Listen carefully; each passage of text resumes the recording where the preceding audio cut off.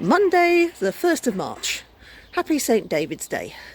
Well, it's not as foggy as it was 10 minutes ago. It was really foggy. And a little bit of a nip into the air. But I think it might have rained overnight or a very heavy dew. Everything's a bit damp, but it's still not too bad. Okay. I did the majority of the weeding of these two beds yesterday. So I finished this one off today. So all weeded and edged. And then on this bed so far we have got 4 bags of 50 litres well rotted farmyard manure.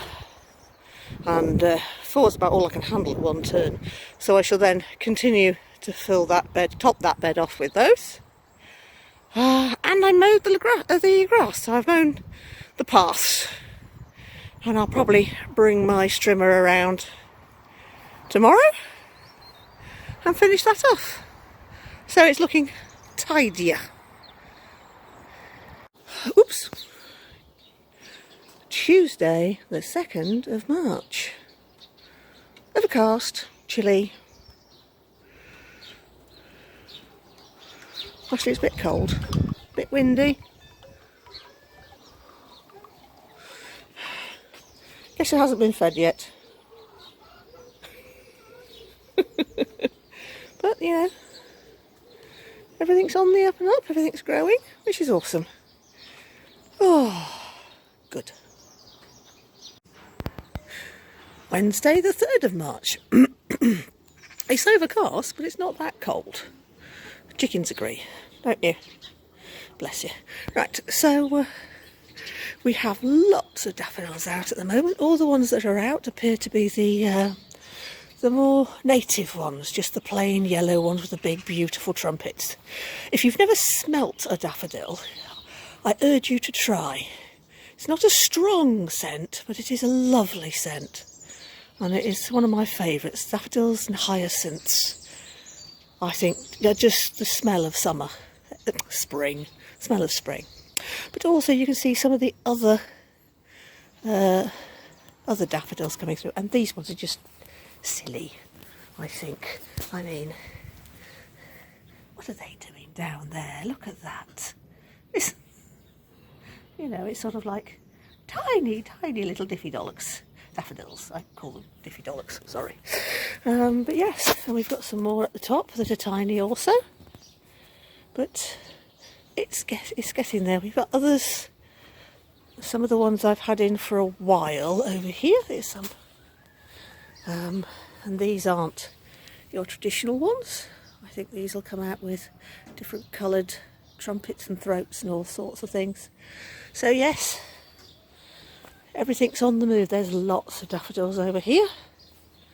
And I can't wait till they're all out together. It will be a beautiful display, and I am so pleased because I do love spring. And after them, hopefully we'll have lots of tulips as well. Hopefully. I don't seem to do as well with tulips, but here's hoping.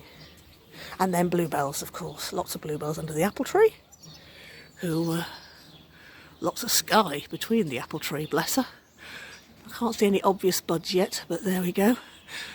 Next job, hopefully to find a ladder tall enough to chop the top off that.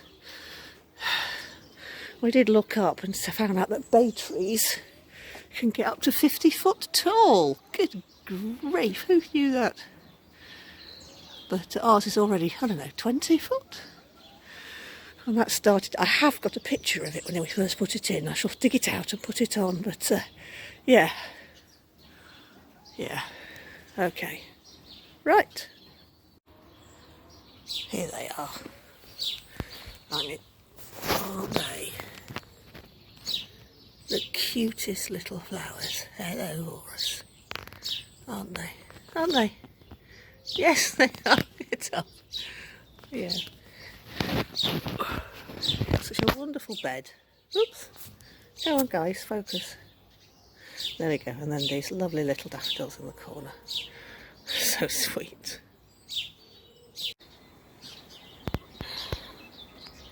Thursday, the 4th of March. I think it's rained overnight. It's very damp. And it's even waiting for breakfast, and it's even slightly drizzling now. No, no, don't, no! Oh, stop it! So, I might do some more seeding today rather than going outside anywhere. Stay in the shed and do some potting on and stuff. Okay. So I've tidied up the greenhouse, so I'm going to give myself room for the seeds. And here they are. Not all of them, but what I've done today.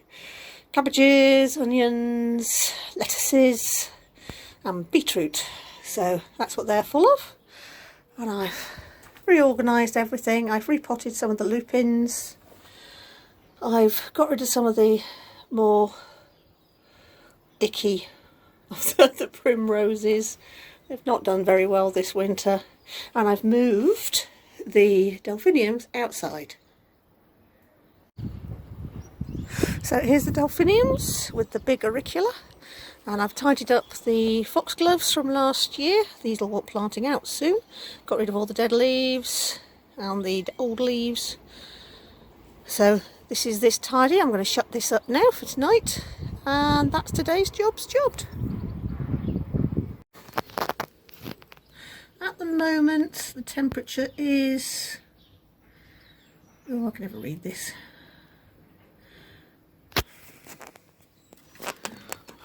5 degrees, 6 degrees. It is chilly out there, so I'm about to reset it, and we'll see what temperature it is overnight and tomorrow morning. Right. Saturday the 16th of March, and I thought I'd show you a different angle. Back garden. Everything here has been set since last year, so all the beds have had their composts. I've managed, the 3 lighter beds have got my homemade compost on, and that one had bought, and all I think that one in the corner had bought, and as you can tell mine is slightly lighter, so I got most of my back garden laid with my own compost out of those bins over there. And I even had enough, because what I do is I empty the stuff that's not as decomposted as I would like into a wheelbarrow, and then put it back into the empty bin. So the bin with the grey lid, second from the left, was almost filled with compost that hadn't been properly composted. So hopefully next year I'm trying to turn them, because of course, because of the animals, in the winter there's mainly shavings that go in. So once the green stuff starts to go in, I try and turn it. I have an old fork down here. Yeah, an old fork. And as I put layers in, I turn it. So this one is growing grass. Oh yeah, see worms, look, worms, wormsy, wormsy, wormsy. That's always a good thing to see. So, get in, I'll squash you.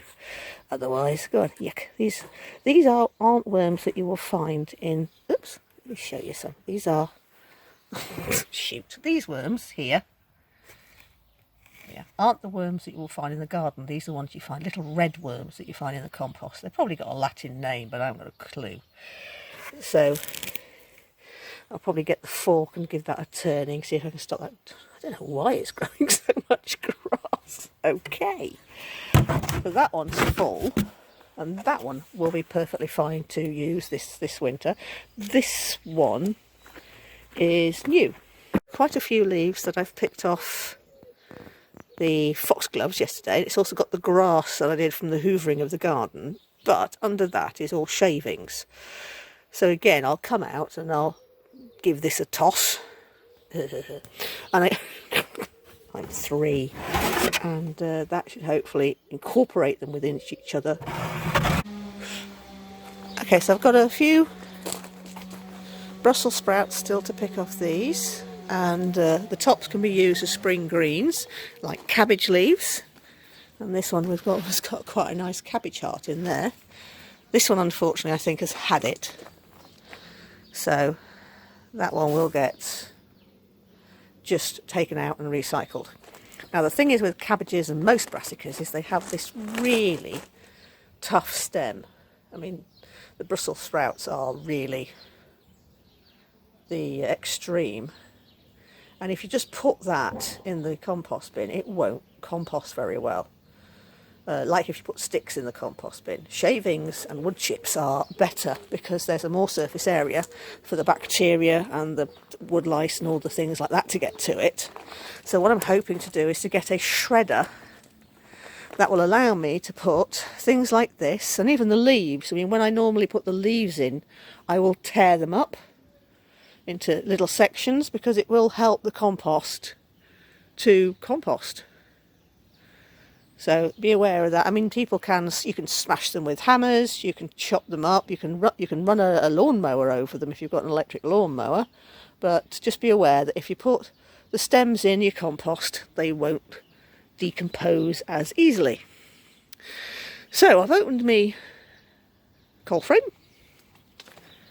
Haven't had my first coffee today, so I'm a bit off.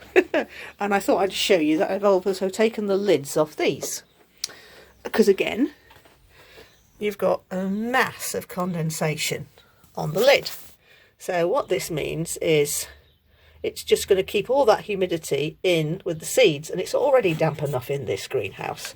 So what I'll do is I'll take these off, and I tend to just put them on the chair. Ouch! Bloody hanging baskets. And this will hopefully give it enough time for at least some of that to evaporate off, so that when we get seedlings coming through, they won't rot off immediately. Oops, sugar. Oi! I'm just going to go get the cat. And that is why I have nettings over the garden in the front to stop those two scoring great big holes in it. I mean, back here I don't mind because there's nothing in there at the moment, so bloody animals. Okay, so even though it's still quite cool today, there's those vicious attacking hanging baskets, I will still open the vent, but I am going to close the front door so that it maintains some warmth and stops those bloody cats getting in. And does stop most of the heat evaporating out. Not evaporating out, you know what I mean. Disappearing. I mean, greenhouses aren't brilliant for maintaining heat, really, but they are very good at keeping the wind out. Anyway, we should go away. This gentleman and his dog is a bit loud. There we go. I've just realised I've been having the phone the wrong way up the whole time. I've been trying ever so hard to have it in sort of like a landscape position. But top garden. I call it the top garden because there is a slope from the house all the way down the bottom. So this is my top garden. And sometimes you'll hear me going downstairs, which means I'm going down to the bottom garden. So the daffodils continue to yellow up and continue to make the garden look lovely. I can't wait till the rest are all out. And to next year when there's lots and lots and lots. Horus. There we go. Yeah. Chickens. Subtitles for the hard of thinking. You can see they're chickens, but they are lovely. Ah, there we go. I can't wait in a couple of years when this is just nothing but flowers in the spring.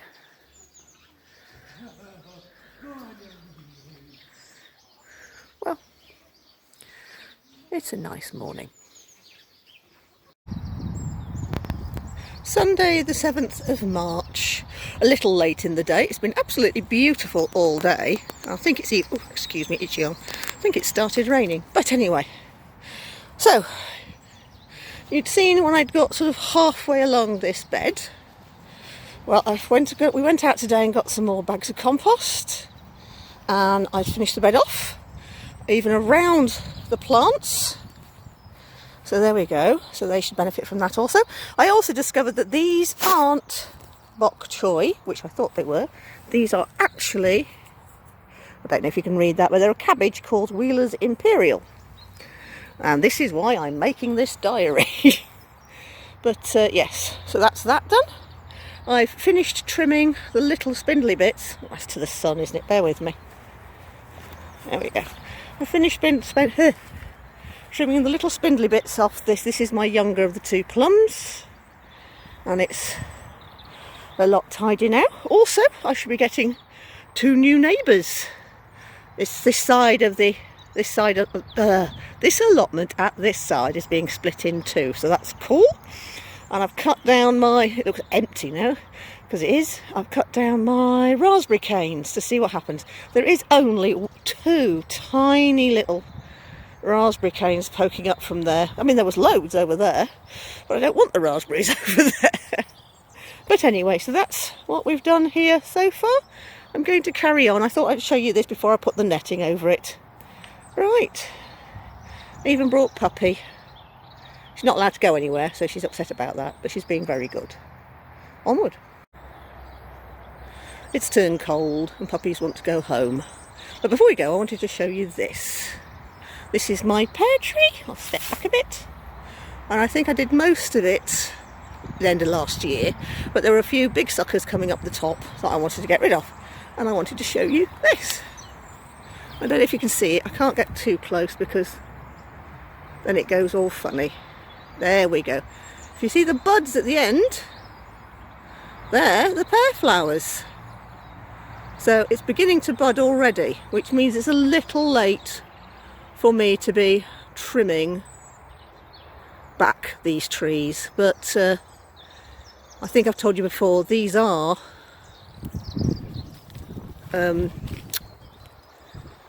full-grown trees. They're not dwarf trees. So if left, as you can see with my plum up there, they will grow to full size. So to keep them, and my other apple has sent, you can't really see it in the background, but yes, to keep them trained, you have to keep them tidy. And that's that one. I should come back tomorrow and sort out the wires. But that's today's. Thought I'd show you my Mother's Day presents, my early Mother's Day presents from my fur babies. We've got an Aquilegia, a Euphorbia, and an Achillea, which is a yarrow. Nice lemony yellow one. I thought I'd show you that before I close the this thing, cold frame. There we go, everybody else is still doing all right in here. Cool. Yay! There we go. All the netting has gone. Looks a bit odd without the green haze. There we go. We've got lots of plants coming through. I mean, it's only the beginning of March, but looking really good. My Aquilegia, that's powering ahead with leaves. It's doing really well.